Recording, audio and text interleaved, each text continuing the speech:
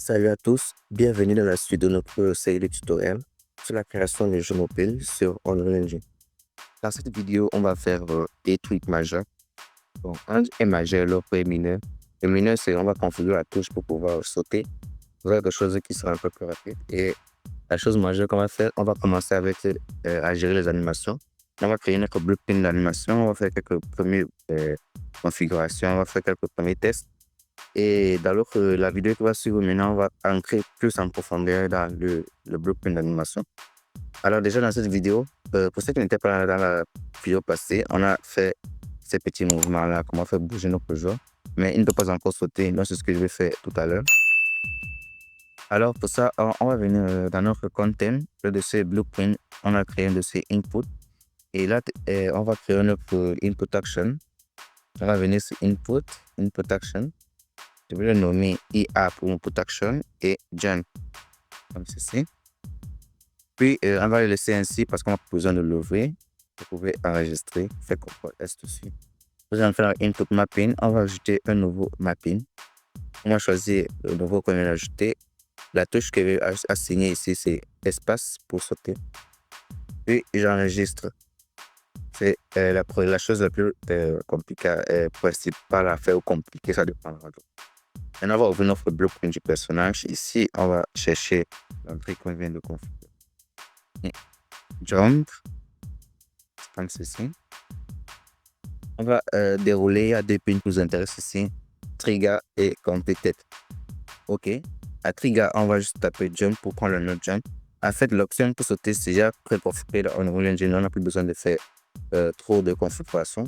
Ici, on va faire juste stop jumping, comme ceci. Et voilà, notre code pour sauter est déjà configuré. On peut venir tester pour voir. Voilà, vous voyez qu'il saute. On va avancer et il saute toujours. OK. Là, on va mettre commentaire. Donc, vous sélectionnez tout votre code, vous appuyez sur C pour le commentaire. Et je vais juste appeler ça sauter comme ceci. OK. Voilà le truc mineur qu'on devait faire. Maintenant, pour ce qui est du majeur, je vais d'abord commencer par vous expliquer ce qu'on va faire. Ici, on va créer un nouveau dossier qui va contenir le blueprint des animations du personnage principal seulement. Donc, je vais nommer ce dossier anime perso principal. OK? On va l'ouvrir. Dedans, à l'intérieur, 5 clic 3, on va créer notre premier blueprint animation. On va passer animation, on va cliquer sur animation blueprint. On va choisir notre squelette parce qu'il faut choisir le bon squelette, celui qui correspond à votre personnage principal. Donc, on choisit, on fait ceci. On va nommer ça ABP pour Animation Blueprint. Et puis, character is, comme ceci. Et là, on va pas encore l'ouvrir. On va d'abord cliquer notre blank space. Mais on va l'ouvrir quand même, je vais vous expliquer. Je vais vous expliquer pourquoi on doit utiliser le blank space. C'est parce qu'imaginez qu'il faut mettre toutes ces animations-là ici. Ça va prendre beaucoup d'espace. Donc, quand on crée un peu comme un truc, comme une hiérarchie, je crois. Si je peux dire ça peut être une hiérarchie. On va mettre toutes ces animations-là et pouvoir le coller au résultat. Donc, ce qu'on va faire, on va créer notre premier blank space. C'est toujours dans animation. On descend dans Legacy et il y a blank space 1D. On choisit le bon squelette et on va nommer ça BS pour blank space. On ajoute 1D pour 1D pour une dimension. Puis on va mettre basique parce que c'est pour les mouvements basiques. Pour les mouvements, on va utiliser les épées, les bouclages. C'est rare qu'on utilise les mouvements basiques. Certains utilisent toujours, mais c'est rare. On va entrer à l'intérieur. Et là, on a ici à gauche, on a les paramétrages et ici à droite, on a les animations. À gauche, on va venir paramétrer dans l'axe horizontal axis. On va nommer ça speed. Vous devez changer le nom pour pouvoir facilement le reconnaître. Et ici, vous mettez la vitesse maximum de votre personnage qui est de 600. C'est par défaut dans le Engine, c'est 600. Si vous voulez le voir, vous venez ici, vous cliquez sur votre personnage et vous tapez ici speed. Vous allez voir ici, voilà ça, max warp speed. Et là-bas. Et maintenant, on va revenir dans notre blend space. Première animation qu'on met quand notre vitesse est à 0. Parce que ici, c'est quand notre vitesse est à 0. Ici, c'est à moitié. Ici, c'est maximum. Et il y a différentes animations pour cela. Donc, quand c'est à 0, on va venir pour une animation idle. Moi, je le tire et j'appuie la touche. Je clique dessus, j'appuie la touche Maj pour qu'il puisse bien être calibré. C'est la première animation. Deuxième animation, c'est working. Comme ceci. Et j'appuie sur Maj. Et je le laisse là-bas. C'est Maj ou c'est Shift pour ceux qui ont le clavier QWERTY. Maintenant, running. Je prends running et je le mets là-bas. Pour voir la transition, comment ça fonctionne, vous appuyez sur la touche contrôle et vous déplacez votre curseur. Vous allez voir votre personnage en train de bouger. Alors, dès que cela est fait, on peut maintenant enregistrer et fermer notre blend space. On va maintenant venir ici dans l'animation. On va prendre notre blend space et on va l'ajouter là. Vous voyez déjà, dans ce blend space, on a aménagé 3 animations différentes. C'est pour ça qu'on utilise le blend space. Et l'autre blend space de 3 dimensions, on peut mettre plusieurs animations. On peut mettre 9, 12 animations, ça dépendra de vous. Et là, maintenant, on va compiler. Vous voyez déjà que notre personnage, il bouge ici. Et pour faire bouger le personnage aussi sur notre blueprint, vous devez venir ici à droite dans les paramétrages, vous cherchez Anime Class. Et vous déplacez, vous choisissez le blueprint d'animation que vous avez fait. Comme ceci, et automatiquement, il va commencer à bouger. S'il ne bouge pas, vous avez juste qu'à compiler et enregistrer.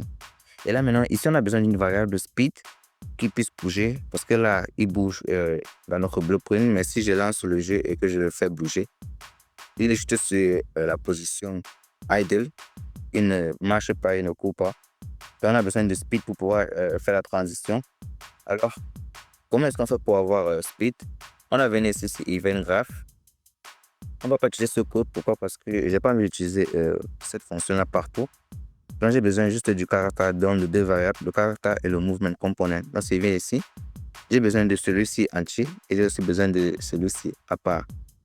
Donc, ce qu'on va faire, c'est qu'on va venir ici. On va prendre un autre menu qui est le Event Initialize.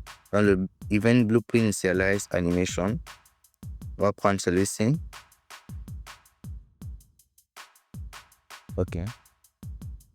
Ici, on va faire isValid. Pour voir est-ce qu'il est spawné. Parce qu'on ne peut pas récupérer des variables s'il n'existe pas, si le personnage n'existe pas. S'il est spawné, on peut maintenant, ici, je peux faire un promote variable. Et je vais l'appeler character. Et je le mets là.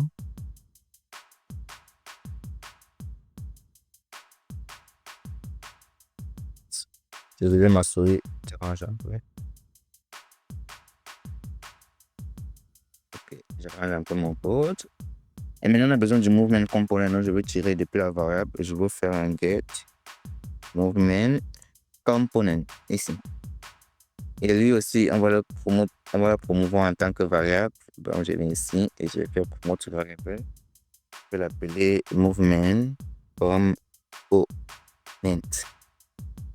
Ok.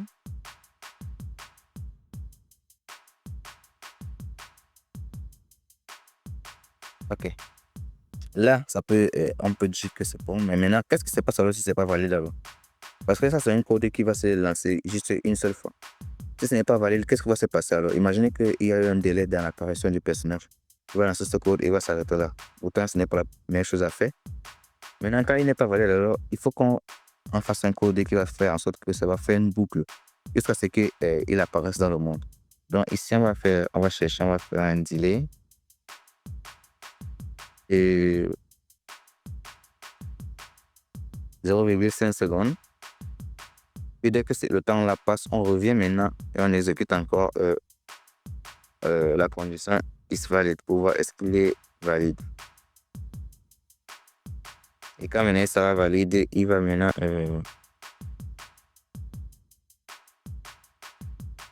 stocker les variables et s'arrêter là. Dès que c'est valide, il va plutôt passer ici et dès qu'il a fini de stocker les variables, il va s'arrêter. Okay. comme ceci. Et là, si je compile, vous allez voir qu'il fait le tour maintenant. Vu qu'on n'a pas encore spawné le personnage, maintenant il ne sait pas, il ne voit pas le personnage dans le monde. C'est ça qui fait la boucle. Tout ça, c'est qu'on va lancer le jeu et puis on va plutôt passer là. Là, c'est peut-être que je lance le jeu.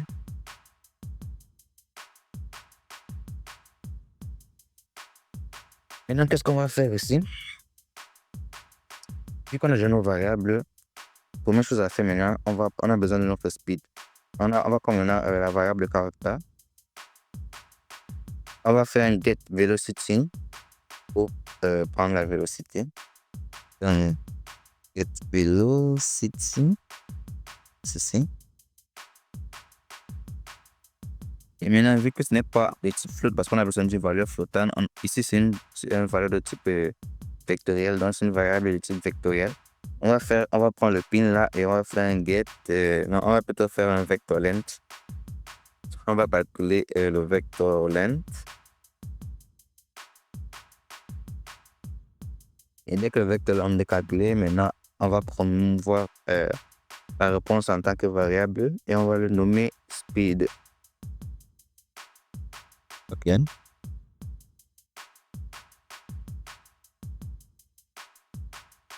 Là maintenant on a récupéré notre variable, on a juste à compiler. Et on va venir dans notre animgraph et on prend la variable qu'on vient de créer et on le colle juste là, comme ceci. Puis on compile et on teste pour voir si ça marche. Et là vous voyez qu'il court déjà. Notre personnage maintenant il peut courir. Si vous voulez que notre personnage puisse tourner sur lui-même, vous venez ici sur le blueprint. Choisissez le blueprint ici et vous tapez rotation. Vous désactivez celui-ci, vous activez rotation to movement. Vous désactivez use control rotation here. Puis vous compilez, vous lancez, vous allez voir que vous pouvez tourner autour du personnage. Là, il peut avancer, il peut tourner au côté. Ceci. Ok. Dès que cela est fait, moi je ne vais pas utiliser ça. La vidéo, on va s'arrêter là pour cette vidéo pour le moment, mais moi je ne vais pas utiliser ça. Et je vais plutôt utiliser le Blend Speed K 3 dimensions dans lequel je viens faire utiliser cette rotation. Alors, je vais réactiver ça comme c'était.